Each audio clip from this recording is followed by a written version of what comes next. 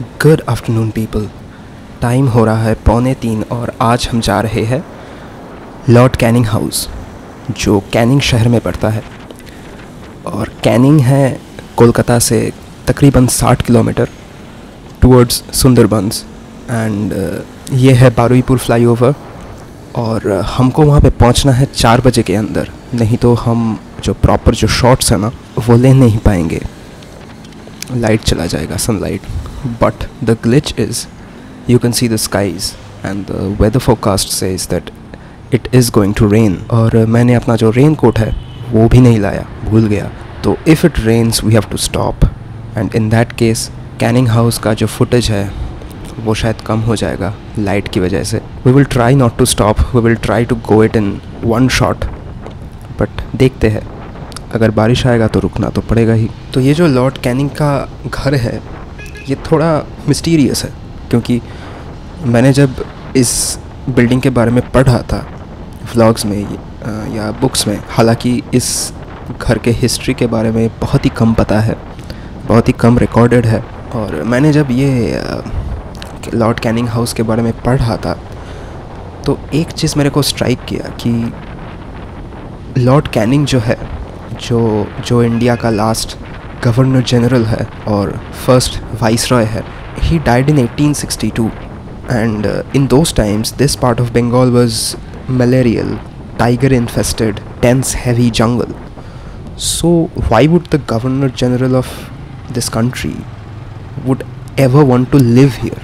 तो मैं जब इसके बारे में पढ़ा था, it led me to one of the biggest commercial debacles of the British India, the Port Canning disaster.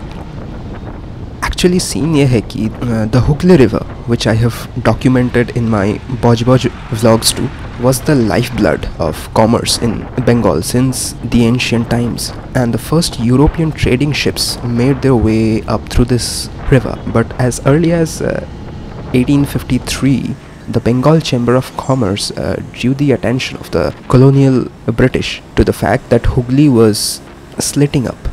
Slitting up का मतलब है जो सेडिमेंट था, तो सेडिमेंट हो रहा था, जो बंगाली में हम जो कहते हैं चोर पुरछिलो। And for that the ships would find it very hard to travel up the river, and the Calcutta port जो था that would get choked. So once the Sepoy Mutiny in 1857 was suppressed, the government finally turned the attention to developing a new port in the Sundarban area. A team was sent to survey the Matla river and reported that there is a spot near the junction of Vidyadhari and Matla rivers, और वो एक perfect location हो सकता है for the new port. So this would become the Port Canning, named after the Lord Canning. Oh, अच्छा, the thing is, the initial plans were very impressive. You know, a port and a town were to be developed, and 650 acres of land were set aside. While some parts of this land were under cultivation, but majority of it was jungle. You know, Sundarban's jungle, which was to be cleared. The proposal was set up for like 20 jetties, and each capable of holding 2 ships. A tramway through the Strand Road, connecting the warehouses of the merchants with a railway station, which would transfer goods from the new port to Calcutta. And a new municipality was formed in 1862, which would have the rights to collect the revenues from both fishing and forest products such as wood. The thing is, right from the start, it seems Port Canning had trouble raising the money it needed for constructing the port and the town. And the government in Calcutta, on multiple occasions, they actually refused to loan it, and they insisted that they should raise the money through public ventures. And this actually leads us to believe that the government did not really have that much confidence in the success of the new port. But however, not even the public ventures were able to raise the money needed for the success of this new port.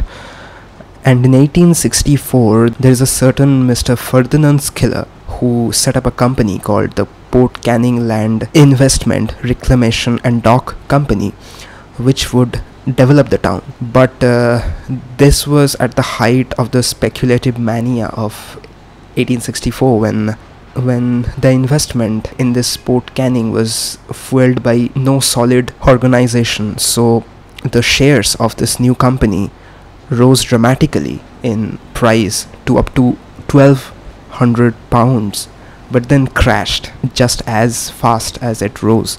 And I've also found out that the port had started its operations in 1861 to 62, and the ships were in vigorous operation from 1861 to 67. But then a series of unfortunate events happened, which caused its revenues and shares to fall very steadily. Like, a major part of the port's revenue came from the ships which carried the laborers from India to British Guinea. But then there was this ship called the Eagle Speed, which carried the laborers, which sank off near Hamilton Island in September of 1865. And then the East India Company, they issued an order stating that the Port Canning should not be used for emigration. One more reason of the failure of the Port Canning is I think the low tide and high tide factor for both the rivers of Matla and Vidyadhari. During the low tide, the water almost completely disappeared, and you could walk through the river to the other side. And both these rivers have very sharp meandering turns, which made it very difficult for large boats and trawlers to cross this river, and I think that has contributed.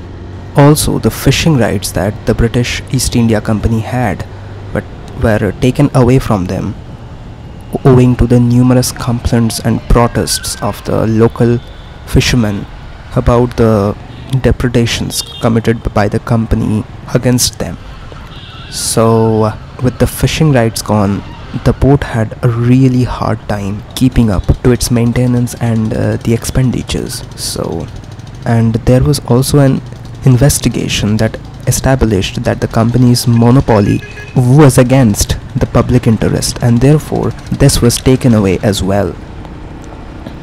Then in 1838, an English merchant captain called Henry Peddington, who was then residing in Calcutta, came across a text called The Law of Storms by Lieutenant Colonel William Reid, and deeply interested, he began to study the storms in the seas, the cyclones and the weather patterns of the oceans.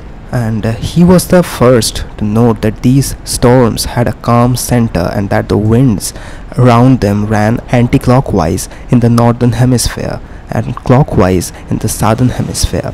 Because of this helical nature of the winds, he named the storms cyclone based on the Greek word cyclos, meaning circle.